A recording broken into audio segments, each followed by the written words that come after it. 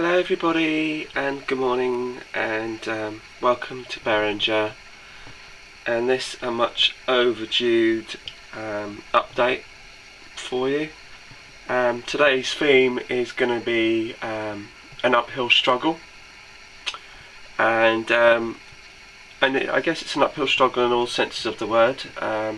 Forgive me for not putting up an update for some time. Quite frankly, in truth, I've actually stalled on the layout a little while, which has been a good thing. It wasn't intentional. It just gave me some time to reassess parts of the layout that I wanted to do or that I wasn't quite happy with, and that's part of the reason why this theme is called an uphill struggle. But there is another meaning to it too. Before we get to that, I was looking at my previous video, and the last video I did was let's go to town. So I thought before we get to the uphill struggle theme part of it, I'll just show you what's been going on in terms of town that I might not have shown you, because to be truthful, I can't really remember exactly what I've shown you and what I haven't, so we'll just have a quick look round. So this is all the same, and obviously from what I remember, I last showed you the Woolworths and the Blockbuster video.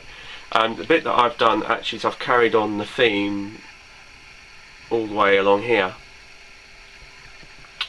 and so this part is still the same. I've just built this new road bridge. It's just plain simple, like a card. I mean, it's nowhere near complete or anything, but I've just mod rocked all of this and the embankment, so this is going to be back scene of shops, low relief shops and things. The road will go here, and where this lorry is here, my DAF lorry, there's going to be the B&Q in that corner, and if we come along to let me see here, you still see that the track is still here to go off to the dressing area for the ceiling project, so that's still there to be dealt with. So that's as far as we sort of got with the town scene. But in truth, I got to here and then I stalled because I got to thinking about some of the bits that I wasn't quite happy with and possible alterations down at this end, and I thought, well, let me have a go at the other end where I wasn't too happy with. So let me get straight to that. So here we are at Offord on the Hill, and the new shot end, which is towards the kitchen end. As you can see, there's a DMU parked right at the end, and one of the bits that's always bugged me about my layout, and I have to say it has been, is always this corner here. And as some of you may remember, it used to go along here, and then it used to go all the way along and basically go all the way down and feed into that tunnel. Now, as you can see, that's completely gone now. All that's completely gone. And then we also used to have a fill yard up here. That bit is still going to be done, but what I've introduced now is I've actually bought myself a Woodland Scenics incline set, and basically it now runs all the way down the hill. And the reason for this is basically I just felt that between the tunnel mouth here and up towards this section here was only about 3.5 feet, and it was just too steep for some of the locos to get up here. The DMUs weren't so bad, but some of them were struggling. So I decided to create this, to create an extension, and basically that's precisely what I've done. And so although I've taken some time off the layout, over in the last 2 or 3 weeks I have been pretty active on it again, and we'll start to show you some of the work that I've been doing. Now, if I can show you down here, I've started, as you can see, the actual original layout finished here, and basically what it's done is actually extended and encroached on this. It's actually come out a bit, which I'll show you from the other end. So we've got the tunnel mouth here. I've now created this viaduct, aqueduct or whatever, and extended the canal scene, which hasn't been finished yet. It's still work in progress. Completely hand built out of card, and it was just using the scale scenes brick paper that I had been using from previous, so that's kind of done that. and that comes through there.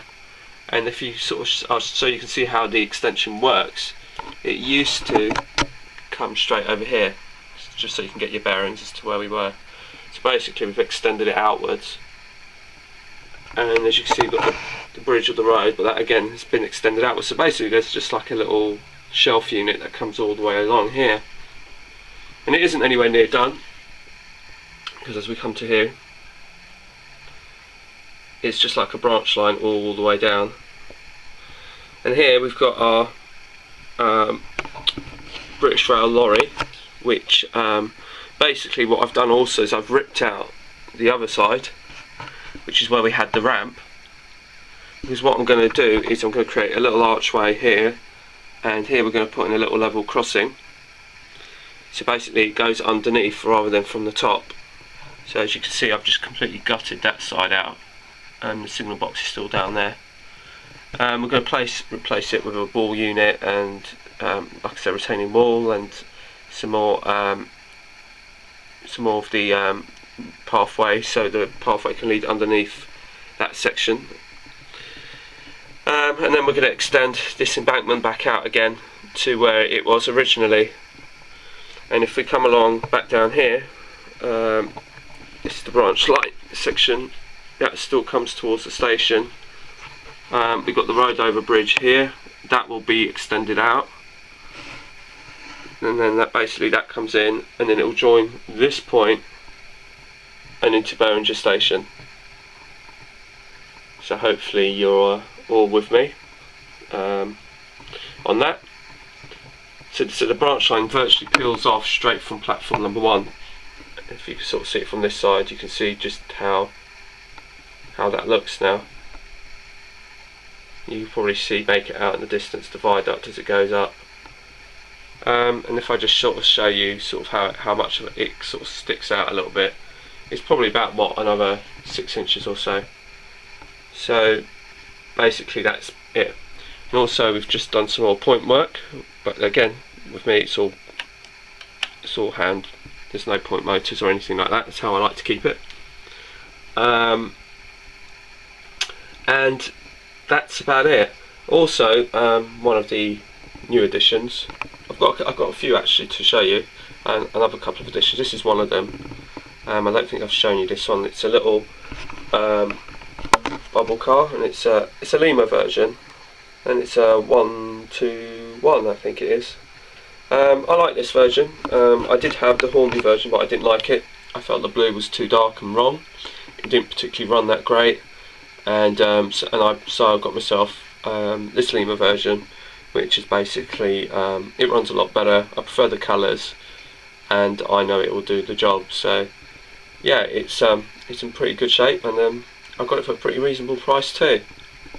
One of the other newbies to the layout is this Haljan Class 47 in a rail freight grey livery, no red stripe, and I actually really love this loco.